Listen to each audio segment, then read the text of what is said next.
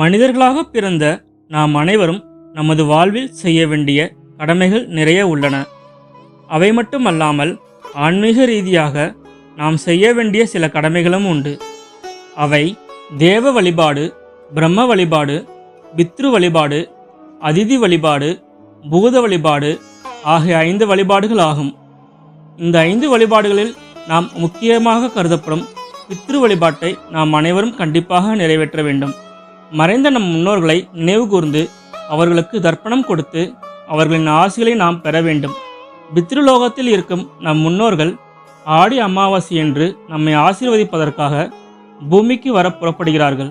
மகாலயபட்சம் ஆரம்பிக்கும் நாளில் அவர்கள் பூமிக்கு அருகில் வந்து விடுகிறார்கள்.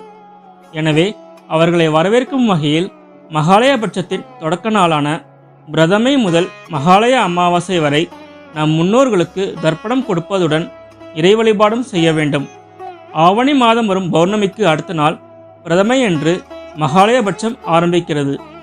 எனவே அன்று முதலே நாம் நம் முன்னோர்களுக்கு தர்ப்பணம் கொடுக்க வேண்டும். மகாலய அமாவாசை என்று புனித நீர்நிலைகளுக்கு சென்று முறைப்படி நம் முன்னோர்களுக்கு தர்ப்பணம் கொடுத்து வழிபட்டு அவர்களுடைய ஆசிகளை பெற வேண்டும். அப்போது நம் முன்னோர்கள் நம்மை ஆசீர்வதிப்பதுடன் நம்முடைய நல்வாழ்க்கைக்காக நாராயணனிடம் பிரார்த்தனையும் செய்வார்கள். கருட புராணம், வராக புராணம், விஷ்ணு புராணம் போன்ற புராணங்களில் பித்ரு வழிபாடு பற்றி பல தகவல்கள் உள்ளன. விஷ்ணுவின் அவதாரமாக தோன்றிய ராமர், கிருஷ்ணர் போன்றோரும் பித்ருக்களை பூஜித்து இருப்பதை புராணங்களில் நாம் காணலாம். சிவபெருமான் கூட வாரிசு இல்லாத வல்லாள மகாராஜனுக்கு தர்ப்பணம் செய்திருப்பதாக திருவண்ணாமலை தல வரலாறு மூலம் நமக்கு தெரிய வருகிறது. இதிலிருந்தே பித்ரு வழிபாட்டின் முக்கியத்துவம் எத்தகையது என்பதை நாம் தெரிந்து கொள்ளலாம். மேலும் மகாபாரத போரில் கர்ணன் மாண்ட பின் வானுலகம் சென்றான் என்றும் அப்பொழுது அவன் உண்பதற்கு பொன்னையும் ஆபரணங்களையும் அங்கிருந்தவர்கள் அளித்தார்கள். கர்ணன் உண்பதற்கு உணவை கேட்டான்.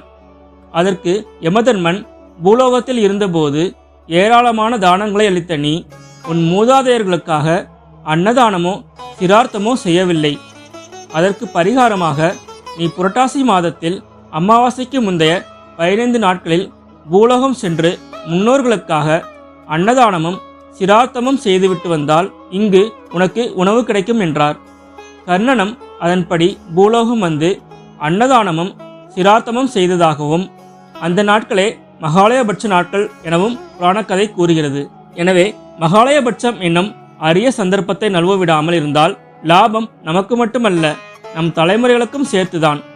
மகாலயபட்ச தர்ப்பணம் செய்வதால் நமது முன்னோர்கள் ஆசியுடன் நமது வாழ்க்கையும் நமது குழந்தைகளின் வாழ்க்கையும் உயர்வு பெறும் என்பது நிச்சயம். இவற்றை தவிர ஏழைகளுக்கு அன்னதானம் அளித்தால் பலன்கள் முழுமையாக கிடைக்கும். மறைந்த நமது முன்னோர்கள் மொத்தமாக ஒரு சேரக்கூடும் காலமே மகாலயபட்சம். பட்சம் என்றால் 15 நாட்கள் என்பது பொருள். அதாவது மறைந்த நம் முன்னோர்கள் 15 நாட்கள் நம்மோடு தங்கக்கூடிய காலங்களையே மகாலயபட்சம் என்றும் கூறுகிறோம். புரட்டாசியில் வரும் அமாவாசையே மகாலய அமாவாசை. மகாபரணி நாளான இன்று தர்ப்பணம் செய்தால் வாழ்வில் செழிக்கும், வம்சம் செழிக்கும், திருமணம் உள்ளிட்ட சுபகாரியங்கள் நடைபெறும். மகாலயபட்சம் ஆரம்பிக்கும் நாளன்று நம் முன்னோர்களை அவரவர்கள் விருப்பமான இடத்திற்கு சென்று வரும்படி யமதர்மராஜன் அனுமதிப்பாராம். நம் முன்னோர்களுக்கு விருப்பமான இடம் அவர்களின் சந்ததிகள் வசிக்கும் வீடுதானே. எனவேதான் அவர்கள் மகாலயபட்சமான 15 நாட்களும் நம் இல்லத்திற்கு நம்மை காண வருகிறார்கள் என்பது நம்பிக்கை. இந்த 15 நாட்களும் நம் வசிப்பிடத்தை சுத்தமாக வைத்திருந்து நம் முன்னோர்களை வணங்கி வந்தால் நம் வாழ்க்கை வறுமை நீங்கி விருத்தியடையும்.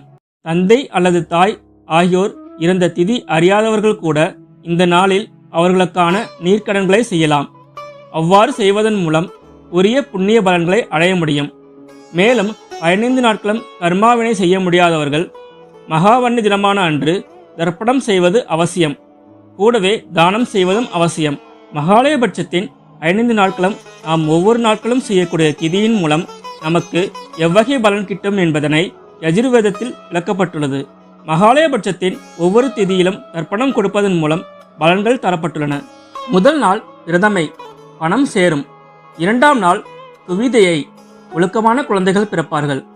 3ஆம் நாள் திருதியை, நினைத்தது நிறைவேறும். 4ஆம் நாள் சதுர்த்தி, பகைவர்களிடமிருந்து தப்பிக்க முடியும்.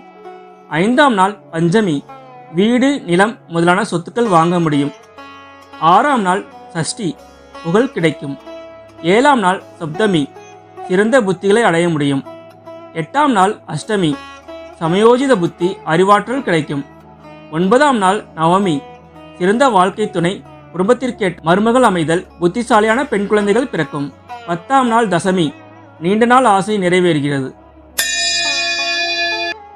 11ஆம் நாள் ஏகாதசி, படிப்பு, விளையாட்டு, கலையில் வளர்ச்சி ஆகியவை அடைய முடியும்.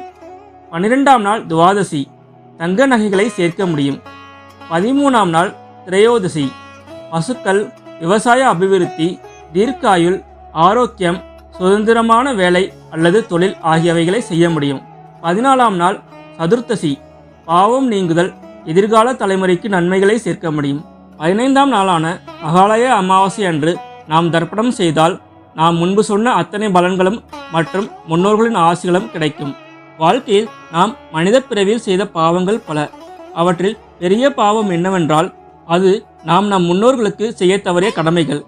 அப்படிப்பட்ட கடமைகளை செய்ய தவறியதன் காரணமாக மீண்டும் பிறவி எடுத்து இந்த பிறவியில் நம் தாய் தந்தையருக்கும் நம் தாத்தா பாட்டிகளுக்கும் செய்யும் கடமைகளை சிறப்பாக செய்தல் வேண்டும். அவ்வாறு நமது முன்னோர்களுக்கு தர்ப்பணம் கொடுத்து அவர்களின் ஆசையை பெறுவோம். முன்னோர்களுக்கு தர்ப்பணம் கொடுக்க முக்கிய இடங்களாக கருதப்படுபவை காசி மற்றும் ராமேஸ்வரம் ஆகிய இடங்களாகும். ஆனால் இங்கெல்லாம் செல்ல முடியாதவர்கள் வீட்டிற்கு அருகில் உள்ள புனித நீர்நிலைகளில் தர்ப்பணம் செய்தால் போதும். ஆக அதி அற்புதமான தெய்வீக ஆற்றல்களை கொண்ட நமது பித்ருக்களுக்கு தர்ப்பணங்கள், திவசங்கள், படையல்கள் முறையாக அளித்து பல்லாயிரக்கணக்கான நம் கர்ம வினைகளுக்கு பரிகாரம் தரும் மகாலயபட்ச தர்ப்பண தான தர்மங்களை நிறைவேற்றி நல்வழி காண்போமாக.